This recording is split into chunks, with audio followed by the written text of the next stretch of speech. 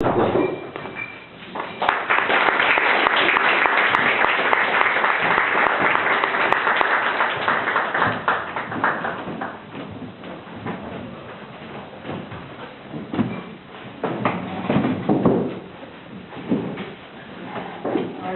missed the most heated conversation of the evening.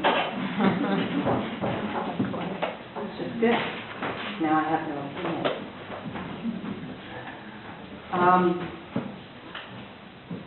Actually, I wanted to pick up on something that was touched on earlier, where Paul asked about the notion of a curatorial attitude towards editing versus an editorial attitude towards editing.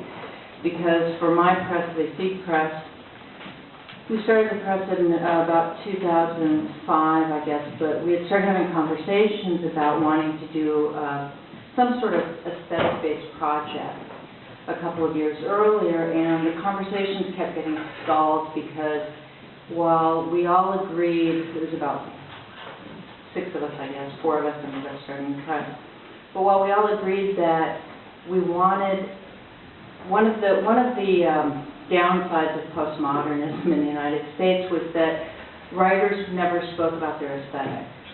The academics were allowed to talk about what a writer's aesthetic was or a poet's aesthetic was. Other writers, other artists were allowed to talk about people's aesthetics, but you weren't really supposed to articulate your own.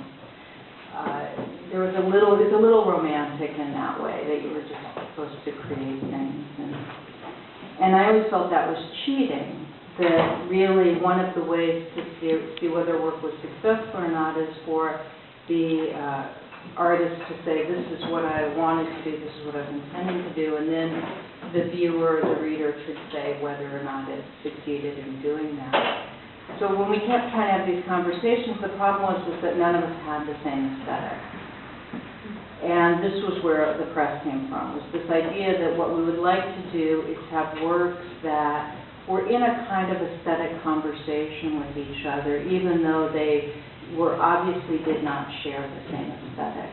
And that's what the press has done. So we curate a series of books, 5 books a year, and each of the books is, unbeknownst to the writer or the artist, in a conversation with the other books in the series. And my job as editor is to find these books that are having conversations about something similar. So, for example, in this upcoming series that we've just started, the series as a whole is called Trench Art, and within it, each year has its own series. And this coming series is called Maneuvers, and each one of the writers is doing something with recombinations. The first book that's come out is Paul Hoover took Sonnet 56 from Shakespeare and wrote it 56 different ways, doing 56 different constraint procedures on it.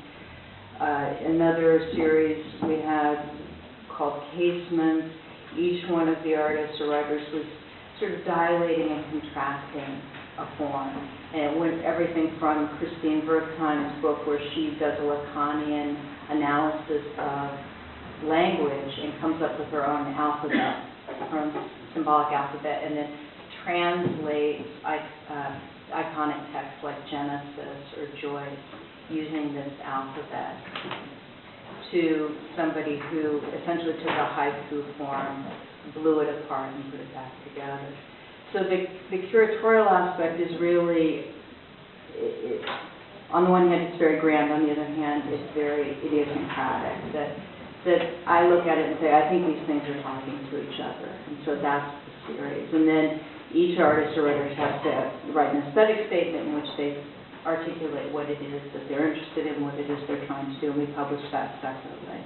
We've also started to branch out and are doing some things not part of the series. We're going to have an anthology of women's conceptual writing coming out this year, I think.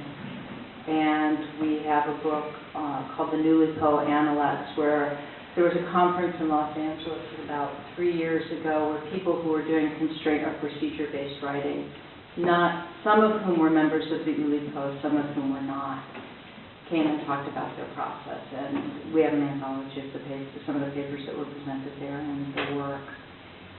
And I think the overall idea with this is very much that, unlike some of the comments earlier, I see text as, I essentially see genre itself as simply a medium, like any other medium. And what a medium is a medium is a kind of form.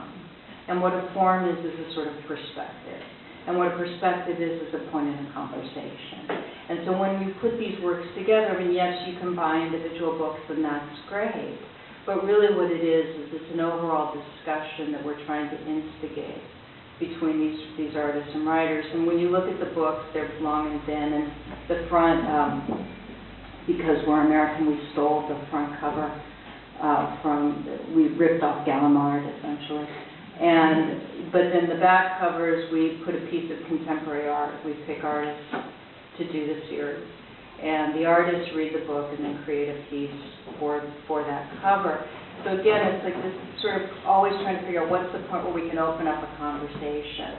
One of the problems in LA that's traditionally is that the writing community and the visual art community is very separate. And we've been doing a lot of things to try to break down that. Everything from, there's been a series of impromptu symposiums and galleries where we've mixed up artists and writers, to we have a women's art salon that we host fairly regularly, where people who are working in all kinds of genres and mediums come and talk about their work. And it's been interesting, a lot of collaborative projects have come out of that. But more, it's just learning the language of what each other's working in. And quite frankly, my own practice is much more conceptual writing. And one of the things that I've definitely learned is there's conversations that conceptual artists had some time ago that a lot of conceptual writers need to know about, and vice versa. There's assumptions made in conceptual art that people who work with language have a different take on, and the conceptual artist should hear those conversations too.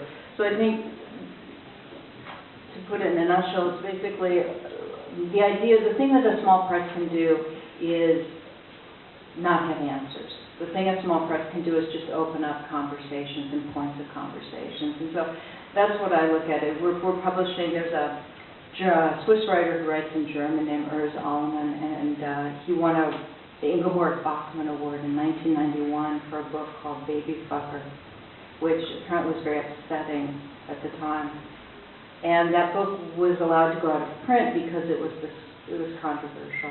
And no one's ever translated it. And we're publishing a translation. One of the things I realized is that part of what's nice about a totalitarian regime, which is the world of small press publishing, is that when you come across something and you like it, you get to publish it.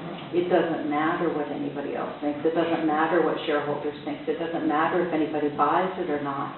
You sort of say, this is my power. It's a small and puny power, but it is mine. And when I found this book, I thought, this is my chance. I can do this. I don't have to worry about it. All I have to worry about is, 5 people being upset. But which is happiness in its own way, I suppose. But I guess this is sort of the beauty to me of the small press world, is that we're so doomed to fail that you can't but succeed. And I find that very inspiring.